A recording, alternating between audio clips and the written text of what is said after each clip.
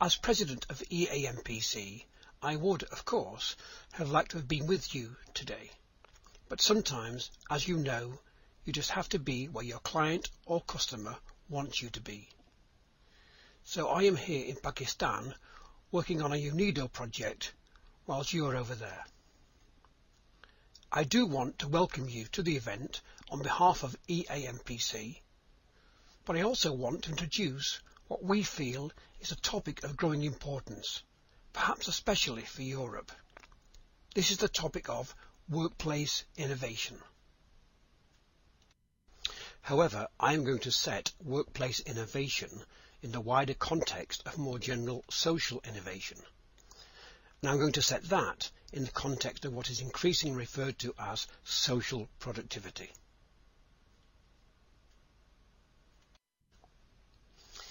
EAMPC interprets productivity widely, recognizing that to be and remain productive, nations and organizations need to understand the interactions between a whole set of contributing factors and need to ensure they address all of these factors. This position is best represented by the EAMPC flower, which shows this set of factors which contribute to enhanced productivity as a series of petals on a flower. This not only suggests that there is a number of factors that are involved in productivity development, it also represents the organic nature of the interactions between these factors and the fragility of the whole. Because this is an organic situation, it is necessary to keep all of the factors under review and make small, and sometimes large, adjustments to maintain the overall balance, consistency and cohesiveness of any productivity development policy or programme. A number, in fact most, of the productivity petals involve people and depend for their effectiveness on the skills, abilities, experience and attitude of the people involved. Thus, there is a significant social dimension to productivity development. And this is further reflected by the impact that work has on the communities in which that work takes place. This interplay between productivity and social issues, the way in which business and productive activity impacts on social issues and well-being, is increasingly being referred to as social productivity. This is why Mike Dillon and I produced our recent book on measuring and improving social, environmental and economic productivity. These issues are becoming increasingly important. Social productivity is a movement that is encouraging companies to use their economic well-being and the improvements in this well-being brought about by improved productivity to deliver a better quality of life. Of course, some would claim that social productivity is just another term for corporate social responsibility, CSR, but there are important differences. CSR, as often practiced, often concentrates on environmental issues, and even when it addresses social issues, it often does so as a form of altruism.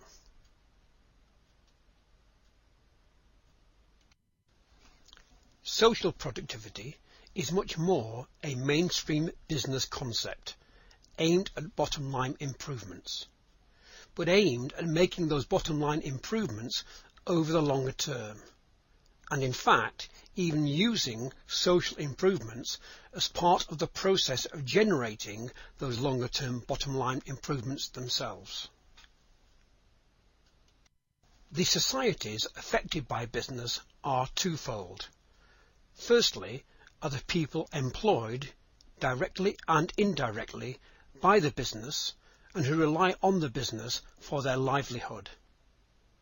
Secondly, there are those people that are present in the local communities that surround any workplace and are affected, perhaps both positively and negatively, by the activities that occur within that workplace.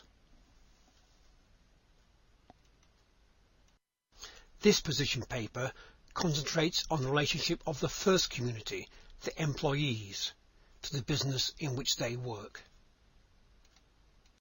Clearly, there is a range of factors which determine the relationship of the business to its employees and the levels of satisfaction and well-being of those employees. Employee well-being has been defined by Work and Wellbeing Limited as that part of an employee's overall well-being that they perceive to be determined primarily by work and can be influenced by workplace interventions. This definition may be a little generic, but it serves to introduce the concept in general terms. The actual factors involved in employee well-being will include the terms and conditions of employment, the working environment and conditions, the levels of occupational safety and health, the levels of physical and psychological stress, the working hours, the salary levels, any non-financial rewards and recognition processes, training and development opportunities, organisational and managerial culture, the levels of participation in policy development and planning. All of these affect the level of well-being of employees and thus will have an impact on their productivity. Social productivity relates to the more general term social innovation. This refers to the broad set of initiatives which use new forms of structure and process to address societal needs, in business, but also in education, healthcare, and indeed all aspects of human existence. Perhaps again this definition is a little generic and narrow. After all, many innovations address societal needs. The addition of the qualifier social to innovation refers to the fact that each kind of innovation, especially technological, product and process innovation, has not only a social dimension, which in traditional innovation thinking has often been neglected, but this social dimension is the decisive factor of successful innovation.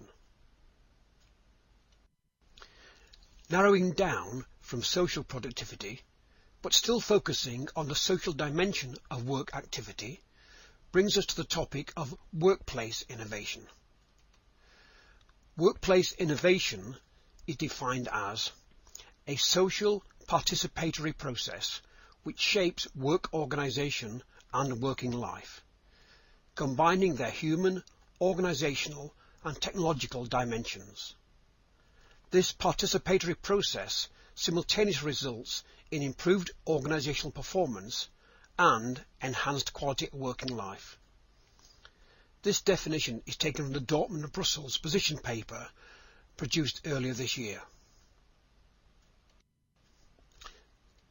The discussion paper was an output from a seminar in Dortmund in April 2012, which involved researchers from a number of European countries, organised by SFS Dortmund, TU Dortmund, CISO University of Leuven and TNO. Examples of workplace innovation include participative job design, self-organised teams, continuous improvement and high involvement innovation, and perhaps especially employee involvement in corporate decision making. Each of these terms, social productivity, social innovation and workplace innovation, reflects the growing understanding of the need to address the social implications of business in order to create high-performing organisations that are sustainable in the longer term. For simplicity, we will use the term social productivity to refer to the broad set of issues and activities involved in contributing to the social implications of working activity. EU member states and institutions have committed themselves to pursuing the Europe 2020 strategy to help them emerge stronger from the recent, perhaps even current, crisis. transforming the EU into a smart, sustainable and inclusive economy, delivering high levels of employment, productivity and social cohesion. EAMPC knows that improving productivity is the only long-term means of ensuring economic growth without causing inflation. It is therefore imperative that Europe adopts a policy and strategy of productivity improvement if it is to achieve the aims of Europe 2020. This applies very importantly to social productivity. So, how might Europe do this? Well, advances in technology will help EU states and organisations improve their productivity and competitiveness. Assuming, of course, and this is quite a big assumption, that they identify and exploit technological opportunities at least as fast as their major competitors.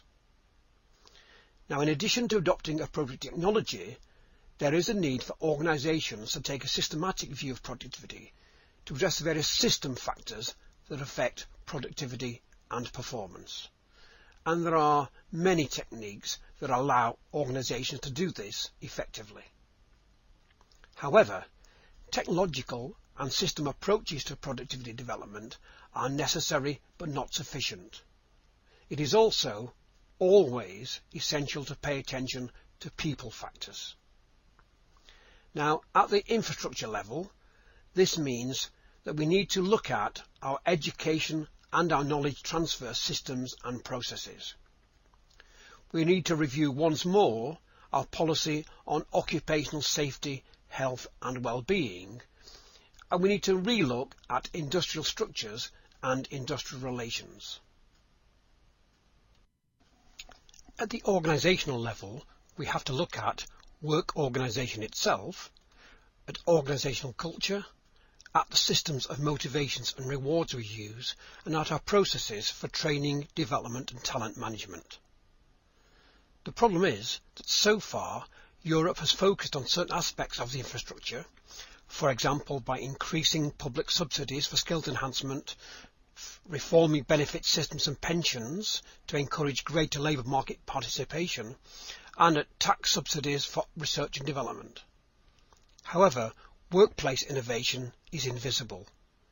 It plays no part in policy discussions, and it goes largely ignored at the organisational level, except by a small number of forward-thinking companies. Europe has to bring these two elements together, the facilitating infrastructure and the activating organisational execution. If governments, employer organisations, trade unions and other collective organisations can work together to address these issues in constructive and positive ways, Europe may be able to build the foundations for a long-term productivity drive. And this could result in both greater individual well-being and greater gains for society as a whole. Work organisation and workplace innovation cannot be regarded as a private matter for employers.